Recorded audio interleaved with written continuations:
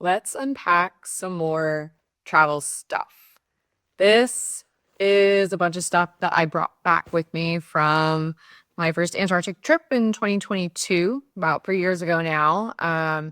It's got a lot of different stuff in it. I actually kind of know what's in this bag, unlike the last travel unboxing video that I did.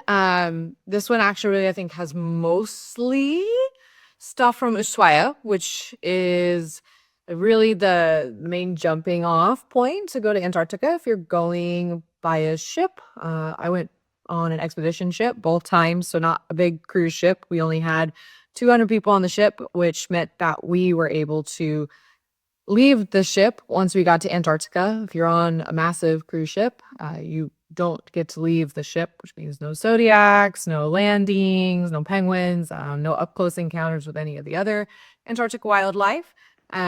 So Ushuaia is a really, really cool little, really little, like almost, I would equate it to like a resort town. I'm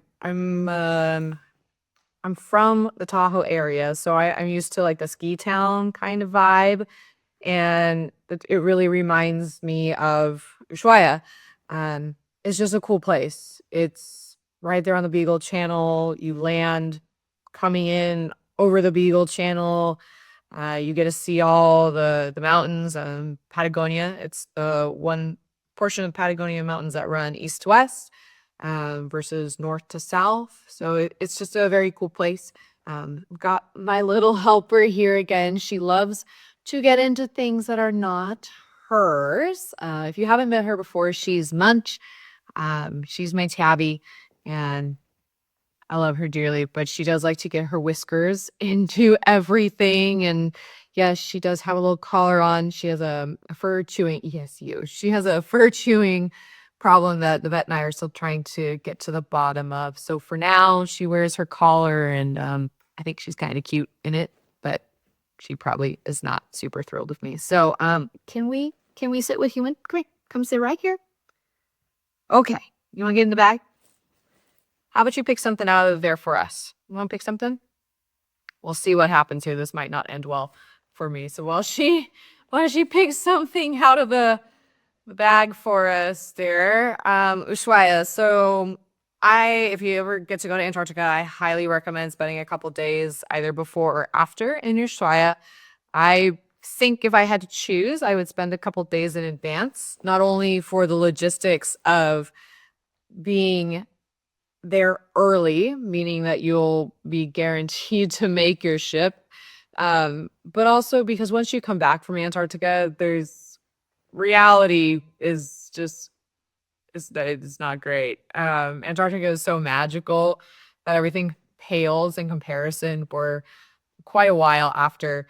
So, um, yeah, definitely fly in early, spend a couple days. There's a lot to do. It's not too far from Tierra del Fuego National Park. And I apologize, my Spanish is zero. I've never been good at speaking Spanish, so my pronunciations are not the best.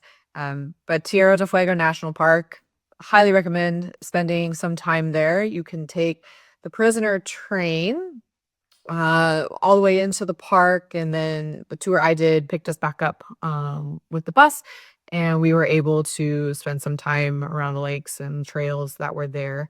I have a picture from the prisoner train I would show you, but someone is currently got her little paws on it here.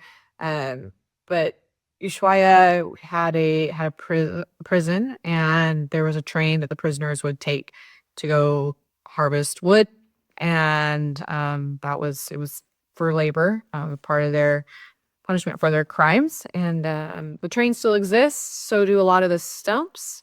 You can see them when you take the train, and you can tell kind of where the snow levels were based on the height of the stumps where they were cut. So highly recommend doing it. It's definitely a tourist thing to do, but it's so fun. This is the picture. Hopefully I don't catch the reflection. The picture is very touristy, and they are very adamant that you buy it. They're also polite if you say no, but I'm glad I did. It's one of my favorite pictures from that trip. It's just so fun. They make it a whole experience for you. Um, it's really cool. It's got some of, little info there as well about it. So I recommend that as something to do in Ushuaia before you go down to the Antarctic. And also while you're there, this is kind of like a 2-for-1 here. Also, while you're there, stop at the tourist center, because you can pick up this one little certificate and you can stamp some stamps on it. They have Ushuaia, Antarctica, or Antarctica, and just some fun stuff to show that you've been to the southernmost city in the world. I guess I haven't said that yet. Ushuaia is the southernmost city in the world. It's the farthest south that you can go on the on South America before you get into kind of the islands. The southernmost tip of South America is actually belongs to Chile, but for the last bit of civilization, you can get your certificate there. It is in Ushuaia, Argentina. So yeah, that's a little grab bag. So let's see what else. I just random stuff I've got in here. Oh, so fun. Got my boarding pass from Aerolíneas Argentina or Argentinas. You can probably see it on my face. They are not my favorite airline. I've not had great experiences with them. You're kind of stuck with them because they're really the only airline that flies to Ushuaia. There's a couple other ones, but Aerolíneas Argentinas is the one that you go with. So I always tell people we're full of shenanigans. Be aware of that. So you know what you're getting into. One of their favorite things to do is change flights. Has your out of cell service in Antarctica. Nowadays, that's all a little bit different because there is Starlink on the ships, and internet is a whole lot more reliable. But don't be surprised if you book with them and randomly your flights are changed. It's a surprise. Another reason I recommend maybe at least one day in Ushuaia after your trip to Antarctica. Just give yourself a little more time for their shenanigans or any other shenanigans. Speaking of Tierra del Fuego, I got my little pamphlet here, little general information. It's beautiful. I saw it kind of in, I guess that would be their springtime. So it wasn't green like that, not yet at least, but it's absolutely beautiful place. Some picture that they have here and a little map of it. It's a massive park that they have. So Ushuaia is here, and then you can go into the park here. At least that's how I did it. It's a very cool place. Highly recommend seeing. It's beautiful. There's a little post office there as well. You can send a postcard from the park. So if you want to do that, something else you can do. Let's see what else I got in this grab bag here.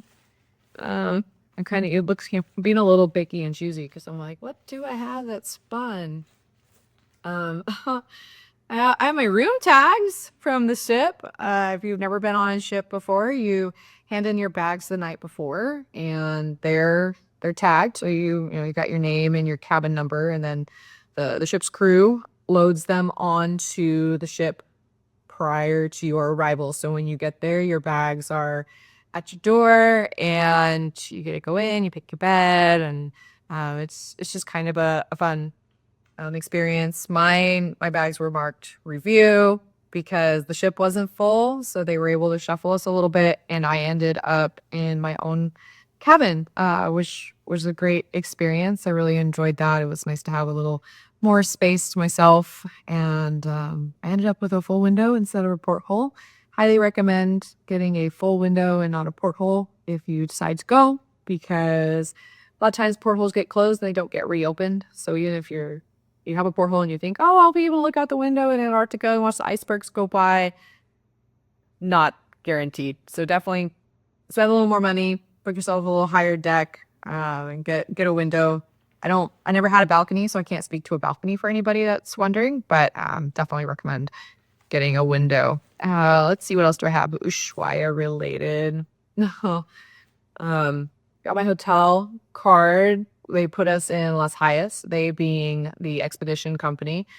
Amazing hotel. It is up the hill. I would not recommend it for walking, but if you want to spend a little money and have like a more of a resort experience, it's beautiful. They have a beautiful spa. You'll just have to take either a taxi or an Uber up and down the hill. It's not really a hill; it's really a mountain. Um, but it's a cool place. It's beautiful. I love it. I wish I could have stayed there again this last time. They put us in a different hotel. But the good news is they now have Uber in Ushuaia, so you don't have to worry about haggling with the taxis. You just order on the Uber app and everything is taken care of, because you have to be aware of those taxi drivers there in Ushuaia. They can take advantage. Gosh, what else? I must have other fun stuff in here. I guess it's all kind of fun. To me, it's my life. It's normal. Anybody else keep all like the random stuff from their travels? Just me? Thanks. Yikes. What's this? This is the map. This is Ushuaia. I think this is Ushuaia. No, this is in the wrong bag. This is from when I was in Santiago. I went to Santiago after Antarctica the first time because I decided that I wanted to go somewhere warm and I wanted to thaw after spending a lot of time in the cold. It was also my first time to Chile. Absolutely loved Santiago. Highly recommend if you haven't been. Also easy way to get to and from Ushuaia as well if you don't feel like flying into Argentina. At the time, for me, it was less expensive to fly into Santiago and then fly Santiago to Buenos Aires to Ushuaia. So, might be something to look into. Oh, this one's fun.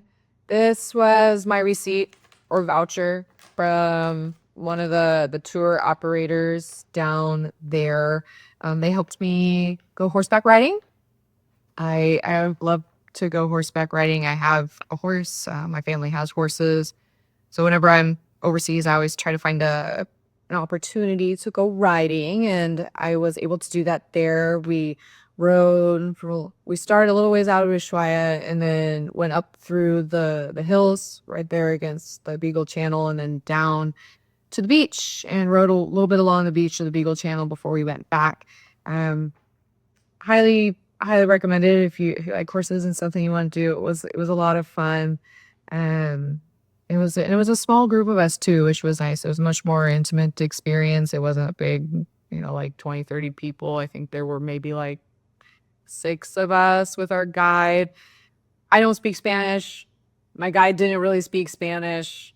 I was using English, so there's a little bit of a language barrier there, but we made it work. He was so nice. It was one of those cool travel moments where it's like, okay, you don't really speak the same language, but I found out that he likes snowboard and I ski, and I was able to say, oh, I have horses, and so we had a little bit of a chat, and still remember that. He was just so nice and did his best to make sure that I felt welcome and included, because other people there spoke Spanish, and unfortunately it's not a language I possess. Funny story, I've actually been told not to speak Spanish by my Spanish speaking friends because apparently I'm that bad. So I'll stick to English and a little bit of French that I have. Fun facts for the day. So let's see. Let's call maybe like one more grab bag item. I don't even know. What's this printed thing? Oh, this is a map. It's just a map of the town from one of the tour operators. It's not a huge town. It's really easy. It's all in a block system. It's very, very walkable. So if you don't stay up the mountain, get like an Airbnb or a little hotel somewhere along like the main streets here. This is the Beagle Channel down here. So do something like that. It makes it really easy. You can see everything. There's a bunch of great restaurants. One of my favorite bars is actually down there. Maybe I'll save that for another video. I do like a food kind of tour. But the last thing I'll say is there's this lighthouse. This is a black and white photo, but it's red and white. It's on this little itty bitty island. You see it on your way out the Beagle Channel towards Antarctica. And if anybody has ever used a Microsoft Windows randomized screensaver, you have probably seen this picture. You could Google it. You just be like Ushuaia Lighthouse, and it will come up. I recognized it when I got back. I saw it on the screensaver. I was like, oh my gosh, I know what that is. So just something fun when you're down there to look for on your way out the Beagle Channel. You can't see it from Ushuaia. You can take boat tours and stuff out to it, but you'll see it. That's maybe one last point. I won't do any more of the grab bag because it's a lot of like, I don't think it's anything exciting. But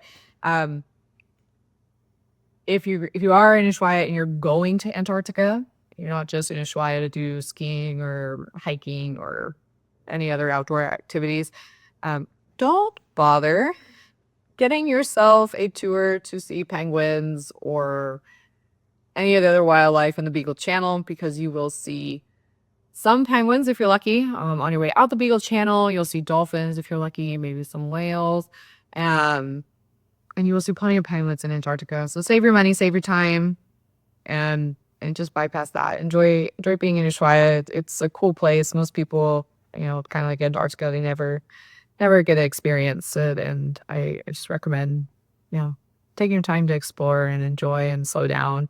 There's plenty of places to eat, plenty of places to stop for a drink, cafes, shopping, everything. You want it, it's there. You forgot any clothes, promise you they have winter clothes there. So it's all there. It's great. It's amazing. Great little airport. It's just a fun place. One corner of the world. So that was fun. Little quick walk down memory lane for me. With my little helper here.